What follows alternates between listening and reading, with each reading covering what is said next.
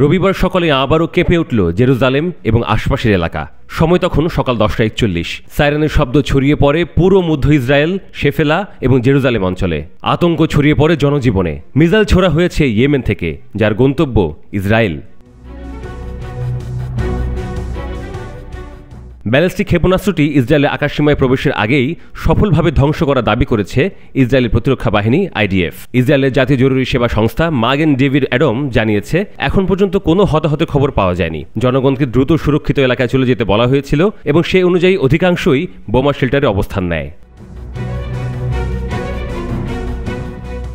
এই ঘটনার পরপরই দেশটির সামরিক বাহিনী সর্বোচ্চ সতর্কতা জারি করে। বিভিন্ন স্থানে আকাশ প্রতিরক্ষা ব্যবস্থাও সক্রিয় রয়েছে। ইয়েমেনের হুথি বিদ্রোহীরা এই মাসে ইসরায়েলের বিরুদ্ধে একাধিক হামলা চালিয়েছে। 21 মার্চ রাতে ইসরায়েলি সামরিক বাহিনী ইয়েমেন থেকে আসা একটি ক্ষেপণাস্ত্র ভূপাতিত করার দাবি করে। 23 মার্চ ভোরে হুথি ইসরায়েলি ভূখণ্ড লক্ষ্য করে ক্ষেপণাস্ত্র হামলা চালায়। 27 মার্চ হুথি গোষ্ঠী জানায় তারা ইসরায়েলের বেন গুরিয়ন বিমানবন্দর ও সামরিক স্থাপনা এবং মার্কিন যুদ্ধ জাহাজকে লক্ষ্য করে হামলা চালিয়েছে।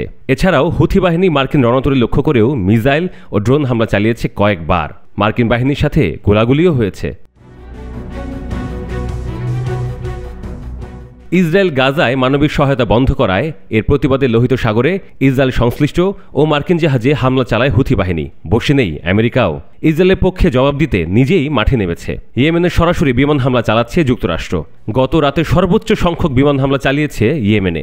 এর জবাবেই আজ সকালে আবারও ইসরায়েলে ব্যালিস্টিক ক্ষেপণাস্ত্র ছুড়ল হুথি।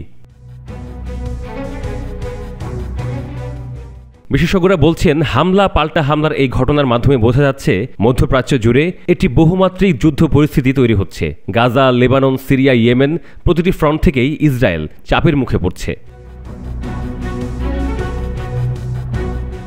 আবারও সামনে এসেছে রেড সি বা লোহিত সাগরের নিরাপত্তা ইস্যু। এর পরিণতি শুধু গাজা ইসরায়েলে সীমাবদ্ধ নয়, পুরো অঞ্চলের নিরাপত্তা ও স্থিতিশীলতার ওপরই এর গভীর প্রভাব রয়েছে।